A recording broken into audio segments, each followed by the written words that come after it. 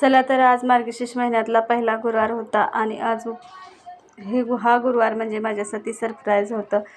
ह्या गुरुवारी हे माझं चाललं होतं पूजा करायची का नाही, पण आहोने आणलं होतं सर्व साहित्य म्हणून आपलं चला तर मग आज साहित्य तर पूजाच करून घ्यायची असं ठरलं. घरातील सर्व कामे आवरून घेतली आणि कामे आवरता थोडासा वेळ झाला होता म्हणून म्हटलं राहू द्या, आता संध्याकाळी पूजा करूनच घेऊ.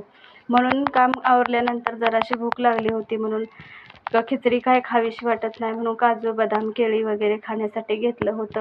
ते थोडंसं खाऊन घेतलं आणि आता म्हटलं पूजा मांडायची. संध्याकाळ होत आली आता पूजा मांडायची म्हणून संध्याकाळ झाली होती आणि पूजा मांडण्यासाठी घेतली होती.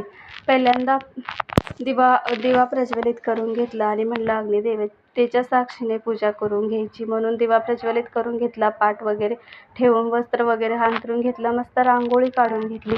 आणि खरं तर हा उपवास मी जेव्हा लहान असल्यापासून धरते आणि बऱ्याचशाच बायका हा उपवास धरतात. हा उपवास धरल्यामुळे घरात आपल्या सुख शांती ऐश्वर्य व लक्ष्मी देवीचा सदैव वास राहतो.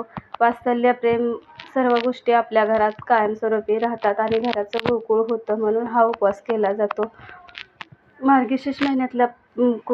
मार्गशीर्ष महिन्यातले 5 गुरुवार किंवा 4 गुरुवारी हे व्रत केलं जातं व इतर महिन्यात पण आपण हे व्रत करू शकतो, पण शक्यतो मार्गशीर्ष महिन्यात हे गुरुवार जास्त केले जातात. आता चला तर मग देवीला हळदी कुंकू वाहून साखर अक्षता फुलं अर्पण करून कथा वाचण्यासाठी घेतली होती. कथा वाचत असताना दोन्ही मुलेही ऐकत होती.